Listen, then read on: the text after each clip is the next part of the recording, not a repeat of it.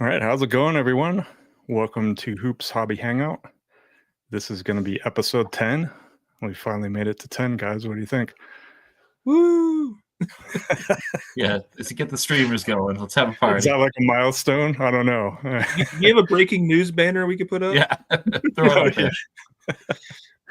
Yeah, let's see if I can find it. There we go. Breaking news. There you go. We made it to 10 episodes. Well, thanks everyone for tuning in tonight. We do have, again, the QR code that you can scan. I will momentarily throw up the link if anybody wants to join in. Unfortunately, Joey's out tonight, but we do have the regular lineup. Myself, Ryan, Mindcycle Cards, Adam, the Sport Card King, and Steve S. Harley 2003. And tonight we're going to be talking about the start of the NBA season coming up in about a week. And then just kind of how that pertains to our collecting, how we've done it in the past, or how we're going to do it this season. So if you'd like to join in, feel free. But before we get started, you guys have any pickups, anything to share for the week? Or Go ahead, Adam. I know you have some pretty stuff that you want to talk about, or maybe you don't have planned, but you've had some great. Yeah, I didn't have any plans. I didn't. Wasn't prepared. I have a couple of things I haven't shared anywhere online. I was actually having out for last week, then I realized the theme of Panini kind of went away from what I picked up, so I didn't even bother. But first one I have here, Chronology, Bill Russell Gold, out of 10 auto. Is that a duplicate for you, or first one? No, that's the only one of those I have. And then same set, Chronology, Dr. J. That's awesome. that's Yeah. great. Yeah, I had this out for last week, and I realized the theme of missing Panini, me being the ultimate Panini hater already, I don't need to double down by only showing upper deck cards. No, that's a nice one, man. I like it. I saw a couple cards you showed this week on your Instagram. Are those more recent pickups, or you've had them for a while?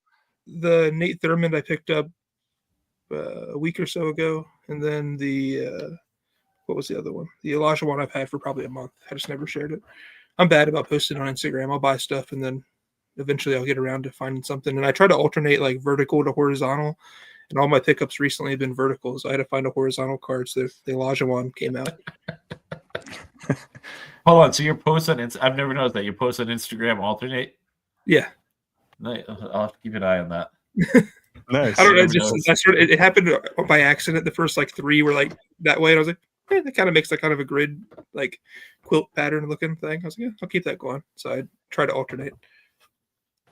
A little behind the curtain things, and I haven't sent this in the group chat yet, but I was thinking in the next week or so, one of our themes for the Hangout should be, take a spin off the movie 7, What's in the Box, and do a What's in the Mailbox, and really highlight some of our favorite pickups and maybe the story behind them. Because that Nate Thurmond you talk about, Adam, it's not often that you give like a narrative to the post as far as like how you got the card, but what you said about being in the right place, right time, like I really would like to hear that story. And I think there's probably some good stories about.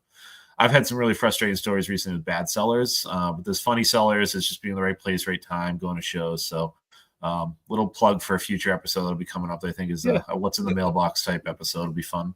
Yeah. But, I've got no updates. I don't think I've got a basketball card in since we last recorded. So you can pass right over me. But if you have anything to share, Ryan. Yeah, I got this Cam Johnson silhouette card. So he joined the Nuggets this season. So we actually got rid of Michael Porter Jr. He's going to pretty much be the replacement, I think. So that kind of ties into today's topic as well. But just out of 25 variation, a little patch from his Phoenix days on there. That's not a little patch. Yeah. It takes up most of the patch. Yeah. I do love those silhouette cards without the autos on them. The sticker autos kill them, but just those jumbo that use that traditional silhouette design, going back to Preferred and Crown Royal. I think those look awesome. Yeah, I did. I can't remember the guy's name, but it's a rookie. One of our rookies, I picked up one of those sticker ones with the non-associated.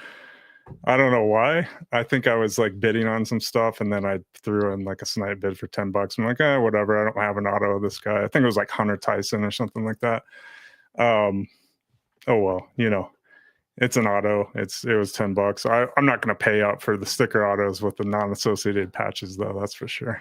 So you paid $10 more than I would have, but if you're happy with it, then you go for it. And one last pickup, a little garbage pail kid card. Fry and Ryan. So that's from Series 2, I think it is. Here, I did figure this out. Let's see if we can make the screen like Joey does. There we go. Joey would be proud. I like it. Yeah, but that's my pickups. Oops, let's see. Hold on. How do we get back to the normal view? Uh-oh, guys, I broke it. We're stuck on your face. All right, hold on a second. Technical difficulties. Where's the little pop-up for that? We need Joey. Where's Joey? Yeah, yeah. We broke the feed. All right, I'm dropping. I'm coming back in. Oh, that might shut the whole thing down. Oh, you think? Yeah, because you're the host right now. Okay, hold on. We'll figure this out. There you go. Yay. All right, let's move on. So tonight's topic, we just decided to basically go over maybe like our history of collecting and how the start of the season affects that. Obviously got probably some new players on the team, maybe some rookies, stuff like that. You want to kick us off, Steve, with that topic? Yeah, I was gonna say without, and we got a few people in the chat. Like, hopefully, why don't you throw the QR code up, see if somebody wants to, in case anybody wants to join with us while I talk. Yeah, definitely. Maybe break it up a little bit. Yeah. I don't want to be too Celtics heavy tonight, but obviously Celtics are my primary team, Adam's primary team. So I'll go, and then maybe Ryan, you can interrupt a little bit. But I think what we'll do tonight is give some thoughts about where we're at, getting ready for the season, chat about, where our teams are at, and maybe we'll loop back around to, if that's going to change how we collect it all, or things we might be looking to get into, and we'll just sort of toss it back and forth. I will say that I have not – so I just, right before we logged on, Garth, Ryan says Ryan looks like Garth. Sean says Ryan looks like Garth in Wayne's World with the cameras zoomed in on him. Might have been the panic that set in when you didn't know how to turn it off. Yeah, I know. I will say that right before we logged on, I watched the first episode of season 2 of the Netflix docuseries, Our Starting Five, and that was sort of the kickstart I need for this season. I've been super distracted with like the WNBA playoffs, and then the Red Sox made the playoffs, and the Bruins have been, dropping the puck on the start of their season. The Patriots have all of a sudden looked like at least a watchable team. So I've been pretty distracted from preseason basketball. So I haven't followed too much about it. I have not watched a single preseason game, which I think is different for you, Adam. I think you've been commenting that you watched a couple of them. It's going to be an interesting season. I'm not going to, we don't need to talk about it too much, but, Tatum blew his Achilles out last, playoffs, and Jaylen Brown, who I'm a big fan of, and maybe that's something I know Adam will talk differently, and maybe some of the people in the chat can say, I've been a big fan of Jaylen Brown, his whole career, and I think it'll be interesting. One thing I do not like about the Celtics is I cannot stand their style of play. Like, I am out on this coaching crew. I hate the 3-ball. I hate the swinging around the outside, just look for a 3. Jaylen Brown's been very open in a professional way of saying we need to have more off-ball movement. We need to pick up the pace. We need to push the ball. Like, he's definitely been open all summer and all preseason about wanting to change the style of play. And even in the Starting Five documentary, he talks about his respect of the Pacers and Carlisle's style because they run up and down the floor and they move the ball around. So I'm hoping with him at the reins that, maybe Missoula is forced to change things up a little bit, but the roster is pretty much a bunch of guys that have never seen a shot they don't like and no defense. So it'll be an interesting season, but a different start, obviously from what we've had the last few years of them being Eastern Conference and finalists and, NBA finalists for what seems like the last decade, half a decade or so. So that's sort of my preview. Like I said, I haven't like dug into the roster yet. I don't know, where everyone's at as far as who the starting lineup is going to be and everything, but definitely looking forward to kind of following the team as they morph through the season, and already tired of the when is Tatum coming back talk, so we'll ignore that. Cool. Any collecting goals this year with roster changes, or just kind of the same old?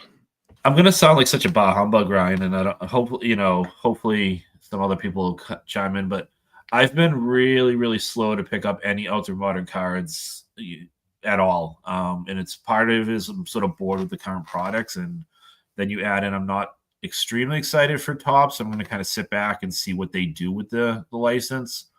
I've got nice Derek White cards. I've got nice Jason Tatum cards. I've got a nice Pritchard card. Like I kind of have the cards for the players I want. I'm not excited to watch Anthony Simons, so I doubt I'll go pick up like you picked up the silhouette patch of a Suns card for Johnson. I don't see myself going and grabbing something of Anthony Simons. I think he's just sort of a rental for the team. So I'm really going to be, kind of sitting back and more.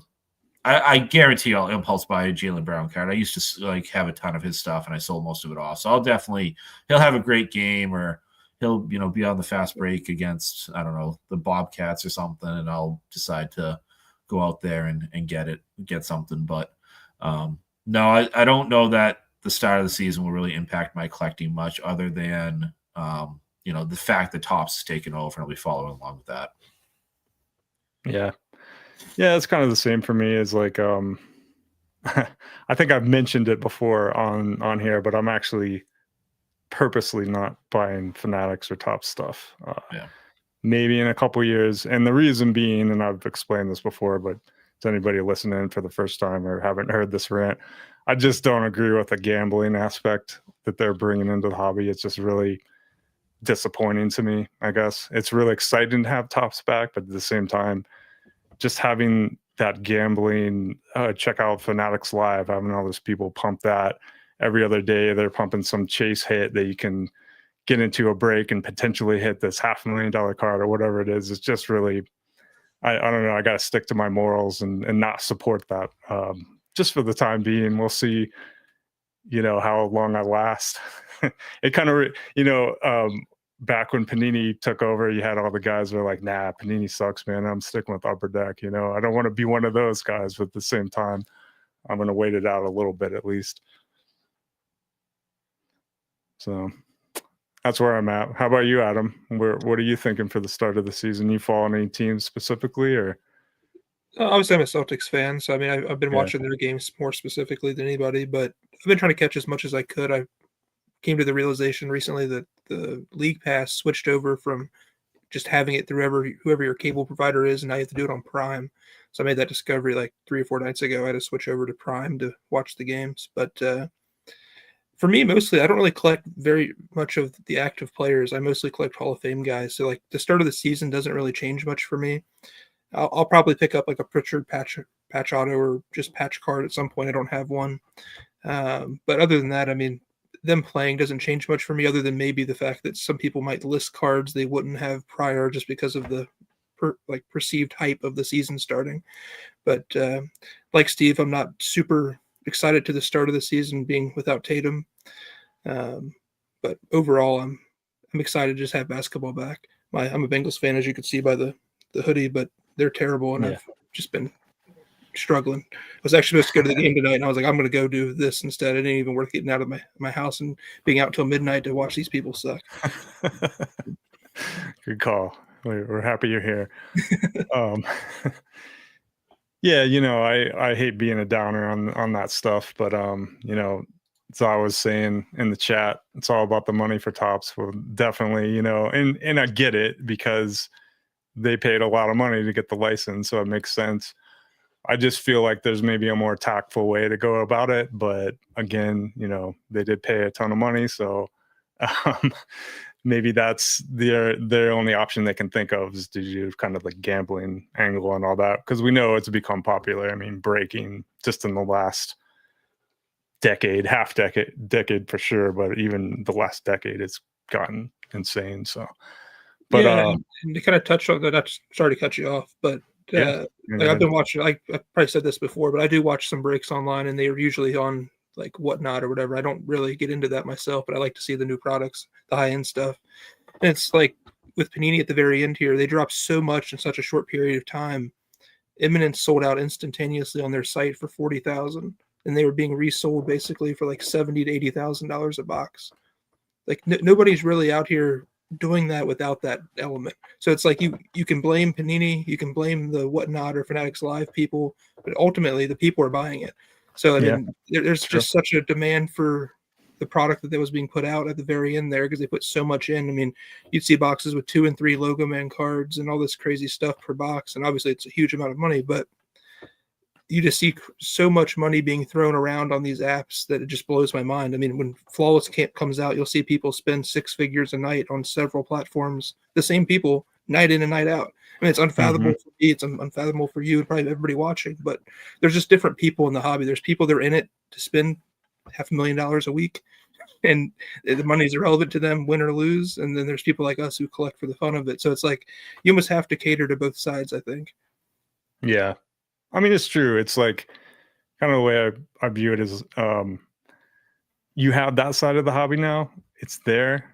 Old guys like us, can sit there and whine about it all we want, yell at the clouds, but it's there. And I get it. And I've heard a bunch of other people say this as well on other like YouTube channels and stuff. Hey, there's money to be made out there. We're not forcing people to buy into breaks. There's obviously more ethical ones than others. I don't really break much anymore, so I don't really know much about it. But at the same time, I get it. It's just the way it is nowadays. Gary says in the chat, he says he's not a fan with how Topps operate, but be hard pressed not to buy Chrome. That's actually going to be very difficult for me as well, Gary, because I love Chrome, and I still haven't seen a ton of the cards yet. But do we think that they're probably going to just follow the Topps photography and Topps design, just Chrome it, basically, or what do we think they're going to do with Chrome? It'd be cool if they came out with some photo variations, but I would assume for a first release like this, they probably don't have anything too crazy up their sleeves. But maybe I'm wrong. Maybe they're trying to go out or get out of the gates running. But I would assume it's just Topps paper we've been seeing shown around with a chromium stock to it. Yeah, that's my guess. I anticipate that their model eventually is going to be I'm not even saying this trying to be like bah humbug about it, but eventually to have the Topps Chrome brands, and I say brands because there's Sapphire and all this other stuff, consistent across baseball, football, basketball, Disney, whatever else they do, Marvel, etc., and it be a very similar approach where it's going to be the same parallels, the same design for borders and stuff, and then it'll just be the different imaging. And I think to your point, Ryan, and we have another cool question related to this and that was sent to us in the chat, but I think what will change minds and maybe even eventually yours is how do they release, say, a Topps Chrome, right? Like people are looking for Topps Chrome, and Tim that joined us, I forget the weeks already, the last week or two, Forksbeer, even said he's like looking forward to how for this year, similar, like it's not about a team, he said about like what Topps and Fanatics are going to do with bringing back brands versus bringing new brands to the table, right? And so I think if they drop something like Chrome that people are looking forward to, or Stadium Club, and they release just good hobby content with it and not, if you buy 10 boxes, you get into a lottery to get a LeBron 101 that you can't pull unless you do X, Y, or Z, et cetera, et cetera. They don't have Topps Chrome Instant or Topps Chrome Now. If they do offer more like, hey, buy a box of Topps Chrome, you get 12 parallels, 1 auto, and, out of those 12 parallels, 4 of them will be numbered. And it's going to be whatever X dollars, and they do that consistently, and it's in hobby shops, and it's available, then I think that will be one thing. If they start doing it where it's direct to breakers, or you have to like get you have to go on and get a lottery ticket to get access to like a code to buy it online or blah, blah, blah, that's going to be different. So I really do think it's about how they handle their distribution as far as who gets it, who has access to it, and what that's going to look like. A good comment here from Hoops Hobby he's saying he does appreciate at least seeing the odds of pulling a particular insert set or parallel, which is true. We didn't get that a lot with Panini. So I guess Topps has done that in baseball and things like that for a while, haven't they? So that's been listed on the packs and whatnot. So that's definitely a cool thing to see. And then Sean saying about the Topps Now basketball moments printed the next day. baseball has been watered down so much since it started in 2016. Is that I'm not super familiar with that because I don't really collect baseball. Is that kind of similar to the Panini Instant stuff, or is that different? Do you guys know? I'm not super familiar with Instant, but I'm assuming it's probably the same. It's basically like Cooper Flag makes his first 5-3 game. They'll make a card commemorating it. It'll be basically print to orders, where if you order, collectively everybody orders 500 of them, the print runs 500. But if everybody orders 50,000 of them, the print runs 50,000. So there's kind of like this, I don't know, added element of if it's unique enough where most people don't want it, you might get a rare release out of it. But most of the stuff sells in such crazy quantities, it's watered down to the point of Sean, and you end up having a card that's numbered to 1 million that's less rare than a base card, and it's pointless. I think of the Curry, what was that? The U.S. team, Curry, Durant, and there's got to be 1 billion of those outside of the numbered parallels. Because everybody's chasing the big chase card, Well, those are like scratch tickets, right? I think I do think both good and bad. Topps is a little more, their Topps Now program is a little more in depth than Panini Instant. Panini Instant is pretty much limited to just random moments. Like, it's not even all the key moments. I think Topps does a better job of capturing more moments and maybe even too many. Then they'll do stuff also like limited parallels. Like, if you buy Panini Instant, you have no chance of getting a refractor version of it.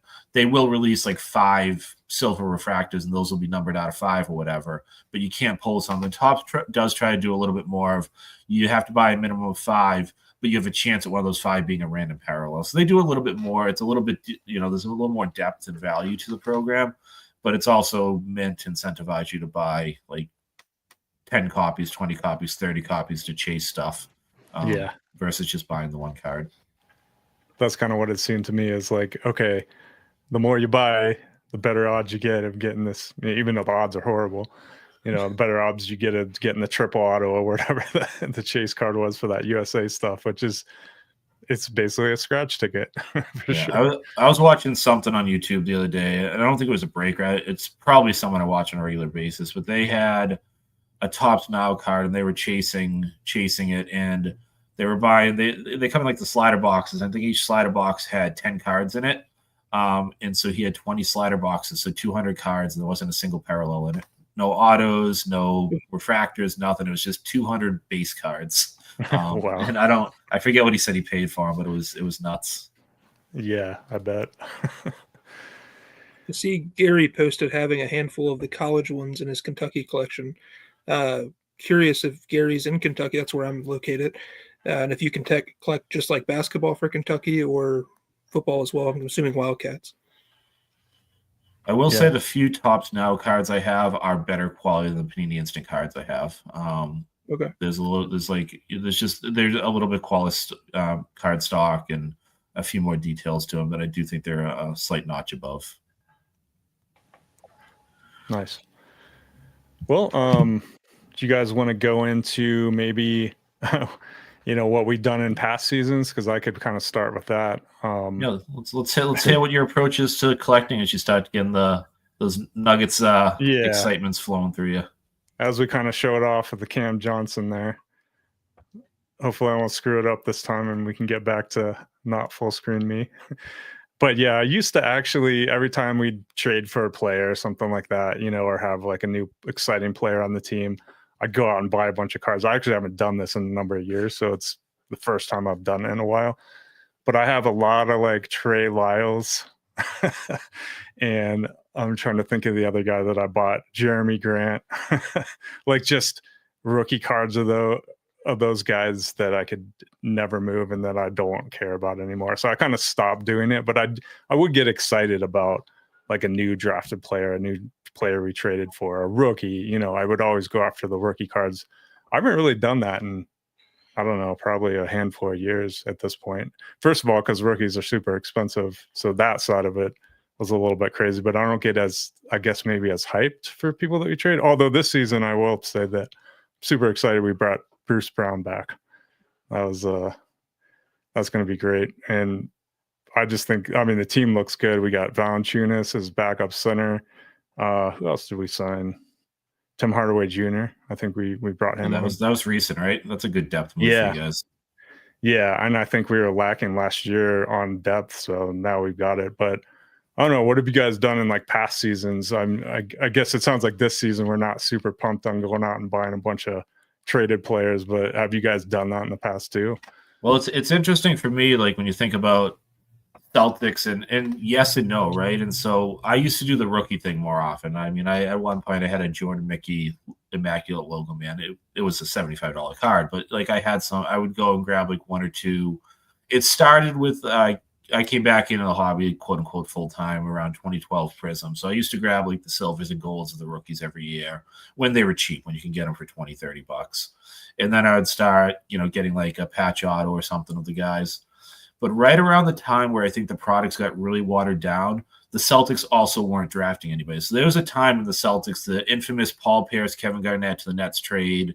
They had draft picks up the wazoo, and they were chasing guys that could have been, should have been, would have been, hot ticket items, and they got two of them. So, but right around the time cards got watered down, so did the Celtics draft picks. Like I had a small run of chasing Romeo Langford cards, but I never thought Carson Edwards, for example, was going to be an NBA player. And that was right around the time that every rookie card was going for hundreds of dollars. So, and then after that, I mean, they haven't owned any really good draft picks for years. So right around the time that the cards got boring for me, so did the players coming in. Like we had our core, and that's, I think, my mentality now. It's like the guys that I want cards of, I have nice cards of. Like I have a Tatum flawless patch auto. I don't need another Tatum card. I have a couple nice Tatum rookies, so I'm pretty boring in that regard, where I used to do it, but then the quality of the players that were worthy of collecting, I think, downgraded, and then the cards also downgraded while prices went through the roof. So yeah, I'm just so negative tonight as far as like collecting over the last 3 or 4 years, and I know it's going to make for not the most exciting content, because I'm basically collecting like Adam is right now, where I'm just looking back at cards that are 10 years old and chasing them for guys that I have fond memories of, and not worried about the modern stuff. So there's my pass off to you, Adam. Yeah, I mean, it's very similar to what I do. I've kind of pivoted doing the same thing, buying rookies of players on all my teams, to giving rid of that. Probably, I can't think of the exact last Celtic I would have bought, but to go back to the Bengals, I remember buying a ton of Giovanni Bernard. Like that era was like I was buying all the rookie guys, and I just eventually got to the point where you're spending $50 on a card that turns into 10, and it didn't make any sense. I didn't have nearly as much fandom of those players once they sizzled out or quit playing for the team. So like I just generally don't buy that stuff. I did buy like you just mentioned, Romeo Langford and Carson Edwards. I do have like a certified RPA, both of those. And that's probably the last rookies I did that with. I don't have very much Tatum or Brown. I have a couple cards of each, but I generally just don't see the value in it. I could buy a Tatum flawless patch auto, or I could buy 3 Larry Bird flawless patch autos, just as a random example. And I would take the Birds every time. So that's what I generally do. But overall, in years past, I don't really collect too much differently.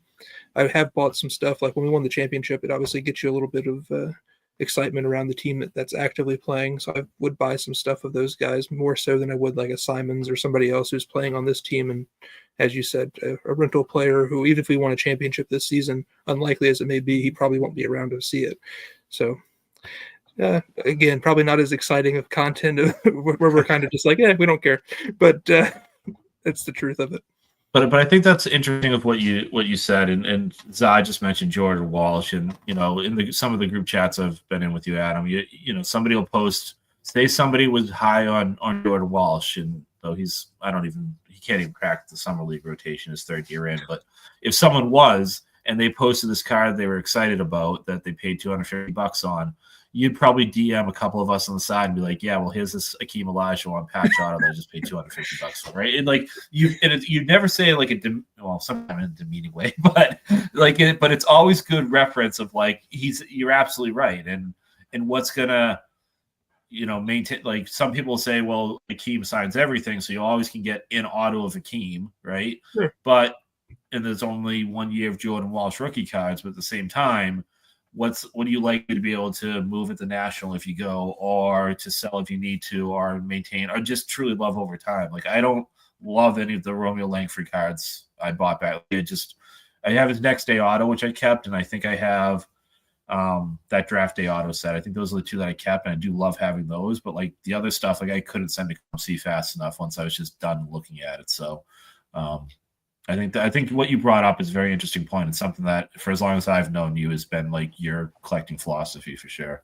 Yeah, and like I really don't care if I buy a Olajuwon, to use your name, person. If it goes down in value, I like it. So like there has to be that intangible part. Like if I buy a card, it's because I like it more than the money. And there's no chance that a Jordan Walsh card, if it's $200, I like it more than the money. And then on top of that, it's never going to be a $250 card. Not that it really matters to me. I'm not going to sell it, but it's like there's no upside. I don't like it enough for the $200 purchase. It's never going to be worth more unless he somehow gets struck by lightning and becomes a good basketball player. But I don't know. It just strikes me as very odd because you see so many people spend absurd money on players who are unproven. Like I saw the other day, a Jordan Poole Prism Gold rookie sold for like almost $4,000. And I'm sitting here and I'm thinking, like, how in the world? Like I've spent $4,000 on a very few select amount of cards, and I'm pretty sure even Jordan Poole super collectors would be like, yeah, that makes more sense. I can't comprehend how 4,000 or 3,800 or whatever it was for a Jordan Poole Gold Prism is even fathomable to people. Like, collect what you like. If you enjoy it and you can afford it and it means more to you than the $4,000 is, I'm all for it and happy for you. For me, though, that's like a card I would think of nothing. It says zero value to me, and I would move it for any amount of money someone would give me. That's how I feel even about the Celtics players. I don't have that super high interest in them, even Tatum or Brown. And to use your point of quantity, there's so much of that stuff. Brown is an outlier with autographs, but like Tatum's got no shortage of autographs available. He has a future that is likely 50 years of continuing to sign them. He's going to be no different than an Olajuwon or a Bird or whoever down the line. I'll wait till they're priced accordingly and I'll buy one then, a really nice one. Instead of spending $1,000 today, I'll buy it for $150 in 10 or 15 years. Yeah, it's a good thought. And I think, look at what rookies have turned into. It's all speculation. It's all, let me buy this and then maybe they'll have a good game and then I'm going to sell it. So how do you really compete as a collector when that's the mentality of the hobby nowadays? I mean, it has been for decades, but It's even more pronounced nowadays where, I think of an example of like Bol, right? Because that was like even before the boom, and I was thinking, okay, I always collect NTRPAs and I would go after them. And this is back in the days where you could get reasonably priced ones, a couple $100 maybe at the most. But then Bobo comes out and it's suddenly like $1,000 card, and I'm like, I'm not going to spend that on a guy, who he could be good, and maybe it's worth a bunch more in a couple months. And we saw like, what was it, the preseason game where he dropped a 3 and then made a dunk on the other end or a steal or something like that. I don't know what it was. And then everybody went nuts for his cards. I'm like, I'm just going to stay away for a couple years. And that's been my philosophy for the past couple years. So I really don't get hyped on rookies. And like I mentioned, that silhouette card, a Hunter Tyson, whatever, with the sticker auto, I'll pick up something like that for $10 just to have it, right? But I'm not going out of my way to track down his RPA and pay whatever crazy price it is at the time. So you're a responsible gambler though, Ryan, because you hit the jackpot with your Jokic Prism Gold or your other Jokic cards. Yeah. So you went on a small heater and you walked away from the table and took the casino money with you. True. Yeah. I mean, and that's what I was doing back then. So really when I got back into collecting nuggets again was maybe a year or two after, like going after all the hype stuff. I remember the last year I did it was Wiggins, Jabari Parker, right? Andrew Wiggins, Jabari Parker, 2014, whatever. I'm like, yeah, I would literally like go to Target and fly blasters trying to get the Prism Silver, whatever, Andrew Wiggins. And I'm like, I don't know, this is it's not that fun. So then I started just focusing on nuggets and yeah, probably from that point forward, that kind of started my Gary Harris PC. And then I would buy like the rookies every year and got lucky with Jokic for sure. But that's what I was doing. And they were reasonably priced because Emmanuel Mudiay that year is actually like 5 times the price of any Jokic card. So, but I just picked them up because they're rookies and I was excited, Yeah, absolutely. There's a really like popular, like replayed sort of viral sports radio clip from the Boston area. I think it was on Talk Radio where they're complaining. So Jaylen Brown, when he got drafted, was like booed, and it was the Nighttime Drive radio show was talking about the value of the draft picks. And back then, Whit Gross was always talking about fireworks, and we're gonna trade all these picks that Danny has, and we're gonna build, a super team. And the guy was on the radio, and he's like, I mean, what are these picks even worth? Nobody wants these number 3 picks. What could you get? Send them to Denver for Jokic or Nurkic? Like, you can't even get a player worth anything for them. And they replay it like every year around the draft of him complaining, and it's like, yeah, I missed the ball on that one. We should have traded that number 3 for that Jokic guy. Yeah, no kidding. Adam would have traded Jaylen Brown for Nurkic too, but it's kind of like Jaylen Brown for anything.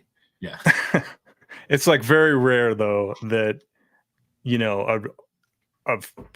obviously in Jokic's case where he's 41st or whatever pick that he's going to be this great player. But even like the guys drafted in the top 10, how many times do those guys just fade out eventually? Even number 1 draft picks, you could go back decades and just you probably pick up a lot of them that maybe had decent careers, but a lot of them that fizzled out too. So the whole like prospecting game, I just stayed away from.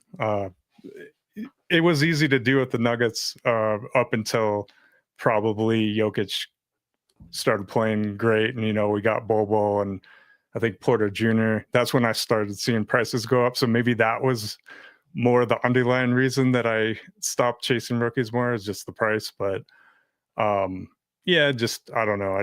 I don't play that game anymore. I think it's more of a losing game than anything. Even if you got lucky and you got a great player, look at all the money people put into Luka Doncic, who's a great player, but is he ever going to win a championship? Is he ever going to do something on the court that brings those values and makes them actually, I don't want to get into value talk, but you know what I mean.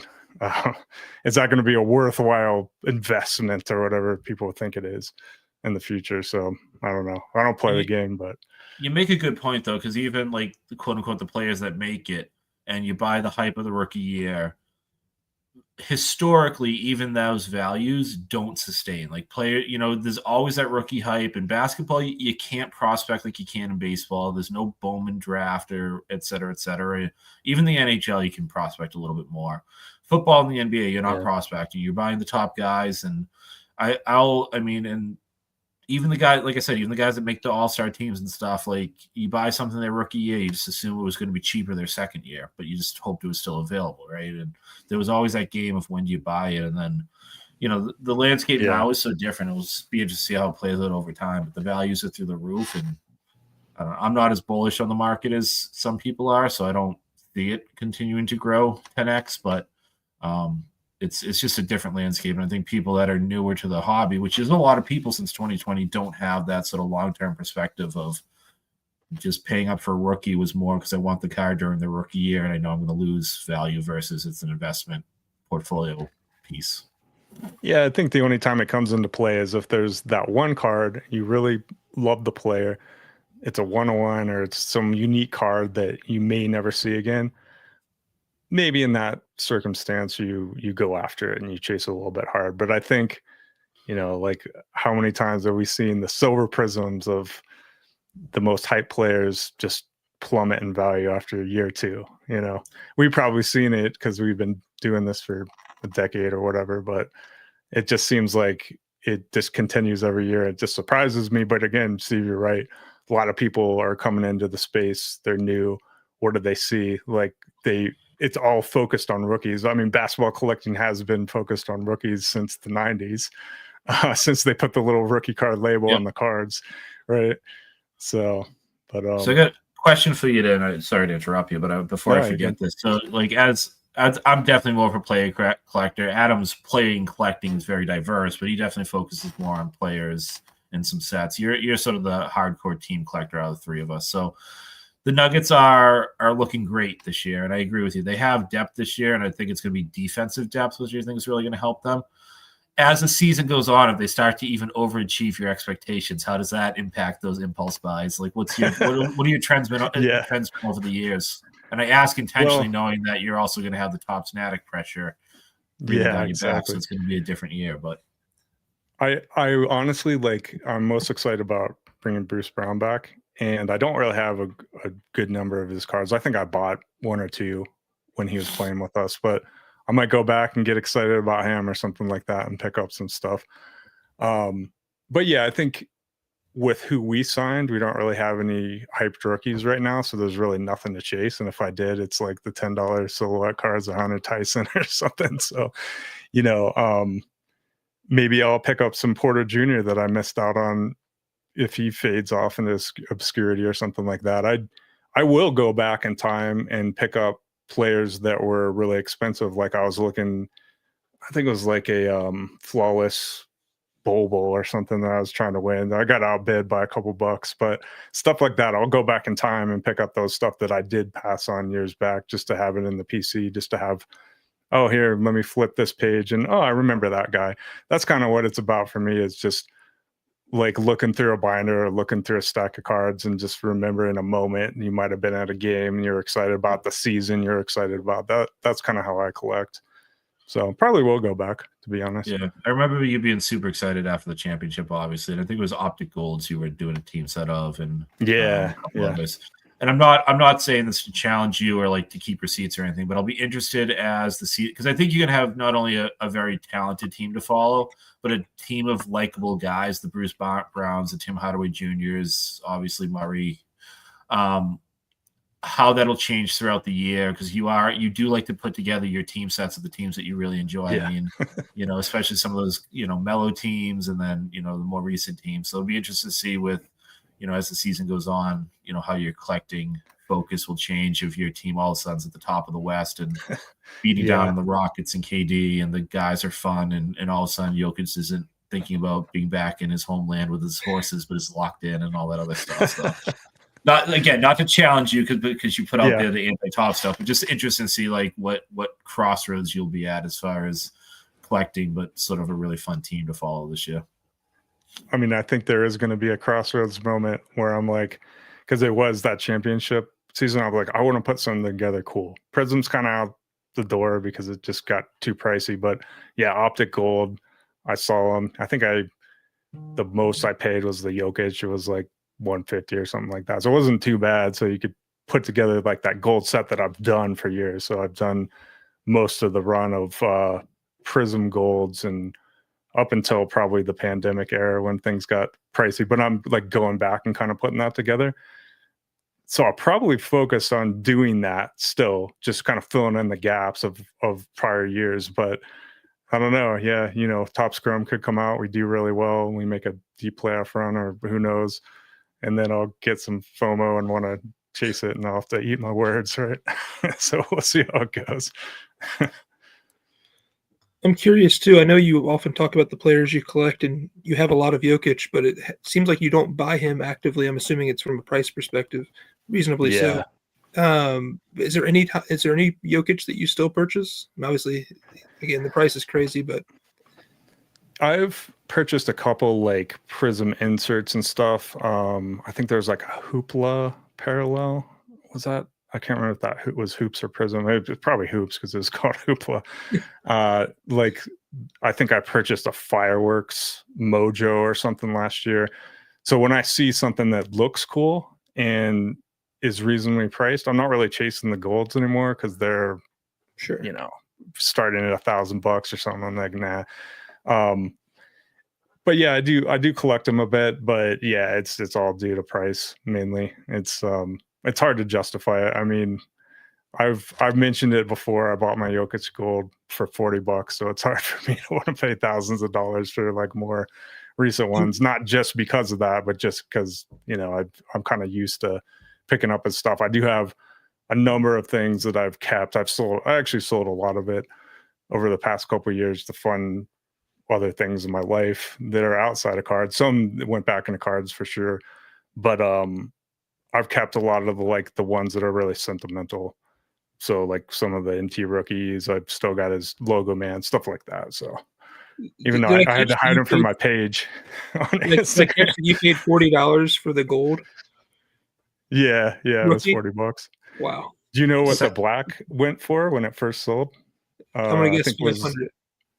200. 200. Yeah, that was the first sale of it. I saw it there and I was like, that's too much. The Jaylen Brown 16-17 Prism Black 101 sold on eBay for $800. It was been our best offer, and it was up long enough for people on Blowout to talk about it, and everybody put a value around $400 on it, and then they were shocked when someone went and hit the bid on it. And I don't know what that card costs now. And Jokic was a second round pick, a couple of years earlier. Ryan, good question here. Yeah, exactly. You highlighted. I'm gonna read it, and I have a second of feedback, but I'll let you guys chat a second. So, IndyCar cards brings up that they don't know basketball cards all that well, and we're wondering if it's easier to be a team collector in basketball because the team sets are smaller than other sports. And a couple things that I'll say to that is, yeah, easier, right? You've got fewer cards to collect. A little more frustrating though, because you can't get the depth of roster. Like a lot of times you'll have 3 to 5 players from a team, and as someone that wanted to put together a couple of fun team sets from a championship team, I couldn't really get even the bench players that play 20, 25 minutes a game. You might not get cards of them in consistent sets. So, you don't get to put together like a real team set like you would in baseball or hockey. And then it's inconsistent across sets. So you might have a Sam Hauser in one set, but not in another set. So you can't really give it's more of a parallel game. So it's easier, but not as rewarding, I guess is what I'm trying to say. It's like you can get every set has Jaylen Brown, Jason Tatum, Al Horford in it, but to get even a few years ago to get Derek White type cards is not there. Whereas baseball, you're at least going to get your starting lineup and your top relievers. So different. It's a different setup. Yeah, that's true, because I think when I was first starting to put together sets, you go back to something like that had more players like Hoops or Donruss or something like that. But even those in more recent years just don't have the full team. What was the Panini release that would always have like the full team set? Wasn't there a Panini Complete or something? I'm like getting it was only 1 year. I'm trying to think of some of the ones that had the larger checklists. But the other thing with what's up, Jason? Yeah, we'll be going to the Big Boston show, or I will. The other thing with basketball, and I know this isn't unique to just basketball, but especially over the last few years, there's been so much turnover in the league. Like a lot of players are really locking in on 1, 2, 3 year deals. So you've got so much turnover that your team sets can have many, and Panini's been behind and everything. So you can have a team set of Celtics players, and you've got a Spurs and Bulls jersey sitting there staring at you in your little binder. So that's been frustrating. That's so true though, because I've many times, and this is probably since the pandemic or even before it, trying to put the team sets together, and you have that like oddball one in the uniform they were in 2 years ago or whatever. It is frustrating. So yeah, maybe Topps will pull me over if they actually do more complete team roster sets, even just for like, I appreciate like just putting a base set together. To be honest, I haven't done it in a number of years. I think the last year was maybe 17, 18, but just like going to a show, like oftentimes I'll pick out the guys that have like nugget stuff and like the 2 rows, and you can flip through and be like, can I put a team set together? You have a team set. Some guys actually put team sets together themselves at shows. It's a little more rare nowadays, but just to have something you flip through and remember that season. Yeah, for sure. The touch on what Gary sent in there too. I remember Topps Total pretty well. That was a cool product because you get like long snappers and stuff in football, and they have like a full roster. And if they did the same thing with basketball, it'd be quite cool to get the full 12, 13, 14 guys. Yeah. And you got coaches, I think, right? And did they do mascots at one point in that set? I think they did. Maybe, I don't know if it's total. There was a time of mascot cards as well.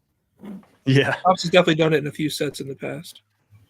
Yeah, and then Sean was saying the home and away jersey cards. Actually, the Panini sticker sets would do that back in the day. I don't know when I don't know if they still do them or they discontinued at some point, but I do have like 14, 15 through maybe like 16, 17, 17, 18 sticker sets from Panini, where it was actually more the full roster, and they had the home and away jerseys in them when they did that.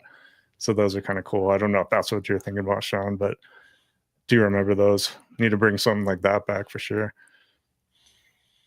That'll be the stuff that I think, depending on where all of this goes. Like right now, obviously, it's still in the $70,000 a box eminent stuff and the hype wave, but at some point, I think they're going to realize that there is money in just printing stuff that people like to collect and use as like a photo album. And people want to go get autographs. And I think that culture of being a sports fan is still there, even though it's much different. And I think the NBA is way different too. I mean, I don't know if you guys saw it, the NBA, they're going to start having like betting odds on the side of their feeds and stuff. Adam Silver was talking about. So the NBA is like full in on the betting culture. But yeah, it's all going to change. It'll be interesting to see how it comes out. So if you guys want to have a good laugh, just going back to like Adam and I's friend Jason is in the chat right now, and he brought up going to an annual show. So this is a huge regional show. So Hollywood Collectibles, I think if I said the name of the guy that used to own it, you guys would recognize his name. He was a well-known figure. They have a big regional show in April, and they have a smaller show by a different vendor at the same place in November. And it'll be myself, who's been sitting here complaining about not liking collecting over the last 5 years, Jason, who sold off all his cards and now races RC cars, and then our goofy friend Dan, who I don't even think logs on anymore and I think just plays Magic the Gathering. So 3 guys that are just either out on collecting or complaining about collecting, or schlepp their butts off to a large show and probably not buy anything. But it'll be a good time. Those are friends that I've had in the hobby for several years now, so we get together when we can. Yeah, and I think even for myself, not really being super excited about Tops because I'm not really going to buy it yet. Just going to shows is fun. It really is. I can't last more than, to be honest, like 2 hours at a show. I just get kind of burnt out. But for those 2 hours, it's a good time. I can bring my kids and they have a good time, at least my oldest. But yeah, to your point, Steve, that you were saying is if Tops did realize that there's a collector base out there and they put some products out there that were geared towards collectors that were like lower cost, you could get into, you could get more of the roster, something like that. That would be the kind of stuff that would pull me back. So I don't want to be like that guy that's just, I'm never going to buy it ever. I'm waiting for that moment when they create something like that to pull me back in. So hopefully they do, we'll see how it plays out. And Jason, I know this has become a very top-heavy discussion, but it's where we're going. I mean, Jason brings up, tier 1 in baseball. If they do something with and I think I've probably said this already on this, one of our other episodes, if they do some real collector-focused stuff, so they do a good quality Tops, what do they call it in baseball, Adam? Their basic Top Series 1. So they did like a Top Series 1 with good-sized rosters, so you go 7 or 8 deep, fun inserts, and then they chrome that out, get you some autos, do a stadium club, do a tier 1, a museum collection, a dynasty, and have good levels. And they, not everything has to be focused on the lottery ticket stuff, and you can just collect it and enjoy it. I think there's going to be some stuff worth going after, so I'm open about it. I just have not. I mean, their trend in basketball so far has been hot garbage. It has been. These instant cards and these AI generated cards have been absolutely hot garbage. They've allowed, I would say, for the most part, allowed their baseball team to continue to, make some decent stuff. So we'll see what happens over the next few months for sure. The only thing I'm really worried about is even if they make a product that's made to be cheap as could be available at Target for $20, $30 a box, I think the scalpers ruin that, at least for the foreseeable couple runs of it. You're going to see them all get bought up and being flipped for $50, $60, $80, $100. And that's what makes me worried about Chrome too, is like the last time I bought Chrome was like 07, 08 Durant year, and it was like $60 or $70 a box. Yeah. Chrome now with a license is going to be probably $1,000 or better. Yeah. So, I mean, no matter how Topps envisions the product, there's no way around the resale market being just absolutely ridiculous. So that's the part that stinks. You can't even get into like a blaster or even touch the product without spending crazy amounts of money. Yeah, and that is the, I'm trying not to be too negative, but even just looking at some of the way they're pricing, I do a lot. I shouldn't say do a lot, but I follow the Marvel side of things a lot. And compared to Upper Deck pricing to Topps pricing with the Chrome stuff, I mean, the pricing on the Marvel and Disney stuff alone is outrageous. And they're not really paying for, photography or anything in those. And they've 2, 3, 4x what Upper Deck was charging for similar quality stuff, if not lower quality. The top stuff is even lower quality in some regards. So pricing is going to take a while to work itself out. Yeah, and wasn't the Topps basketball set, didn't it debut at like 120 or something and immediately got bought up and then put on eBay for double?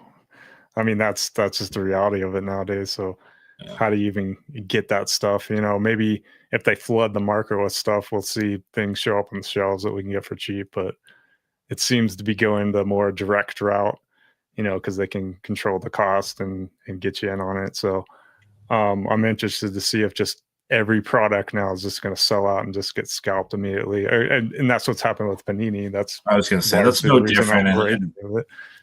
Panini was putting stuff up on their website saying MSRP was X dollars, and then they would be selling to distributors for 10 times that. So they were doing their own market manipulation. Yeah. So that's not a Topps only thing. Yeah, very true.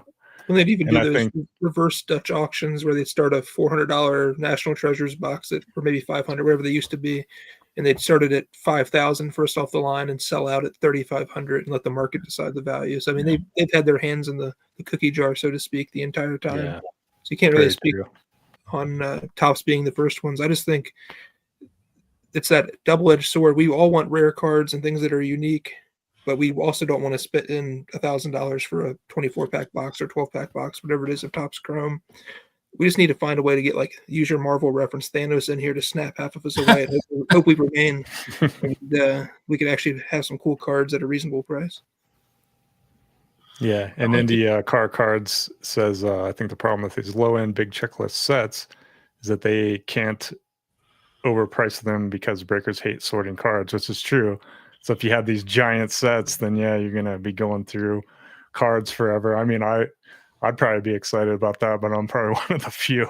Everybody's looking for the hit. So do you want to break a box of Flawless where you can get through it in 10 minutes, or do you want to break a case of this 400 card set that was going to take you 4 hours to get through? So unfortunately, that's probably the reality of it. Is it's all, since it's geared towards breakers, it's going to be geared towards what they will pay for and what people will pay for. So we'll see. And Panini's already done some of that with the Breakers Delight boxes they came out with. I think it was Prism, where it's basically getting rid of all the fluff and just getting to the hits in a singular pack or two of the box, with Fanatics having their hands in every aspect of it, including the breaking and everything. I'm sure we'll see products like that. Topps I actually think started doing that before Panini. Topps has been doing those Breaker Delights style boxes too. Okay, I haven't really watched too much Topps product being ripped in recent years, but I'm sure we'll see plenty of sets that we could buy for $1,000 being sold for $2,000 for just all of it in one, with double the hits kind of thing, being on breaks to eliminate the issue of sorting and any of that. Because I don't even think most breakers, at least the ones that rip big products, even send out base cards when they do these big breaks. They just toss that to the side. Yep. All right, why don't we end on a positive? And like I said, before we do that, coming up on the hour, I like one of Gary's comments here, and I'll read it in a second. But I do want to put out a plug for, I think not next week, but maybe 2 weeks from now, we'll do a what's in the mailbox or what's in the box, some stories around some recent pickups. And I know we've all got a few cards coming, but I want to give people time to think about that. Hopefully they'll join us if they've had a fun pickup, a frustrating pickup, something funny that happened. Like if they once they got a card mailed to me taped to a piece of laminate floor, right? So if there's some fun stories that happened, recently or in the next few weeks, start thinking about them, and definitely feel free to come on and join us or send them to us in advance, and we'll chat about them. But I will own it. I was definitely got down into the negative side of things today, but Gary pointed out that he's going to the Chantilly show tomorrow and doesn't expect to buy much there, but regardless of that, is really looking forward to being at a show, enjoying being in the hobby. So even if you're not buying the modern stuff, or your collecting goals bring you in different directions, there's still a lot of fun to be had. So I appreciate you pointing that out, Gary.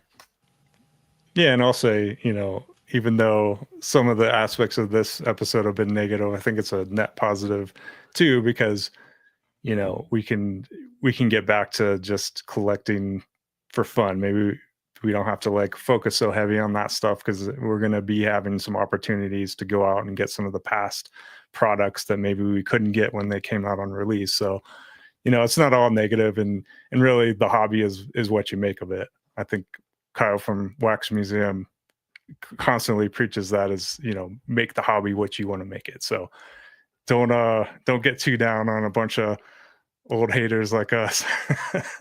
But I'm hoping the future is going to be good for Topps releases too. So it's not like I want it to suck or anything, because I want to stay engaged. But I think there's opportunities anywhere. Like you said, Steve, go to a show, have fun. Any last thoughts from you, Adam? Or No, I mean, I agree with Gary in terms of a show. I love going to shows. I set up at them sometimes. I just walk sometimes. They're a good time, and you obviously see people that make the hobby somewhat less interesting or fun when you just see the constant video cameras and, I don't know, investment portfolio kind of nonsense. But like you said, you can get out of it what you put into it or what you look for. And if you want to have a good time, you can go to a show and meet new people in your area, see cards maybe you haven't seen before, even if they're not seeing some things you would normally buy. Yeah, I think it's a really like pivotal part of the ecosystem, if you will, of the hobby, the fun aspect of just going out. It costs virtually nothing to go and just having an experience.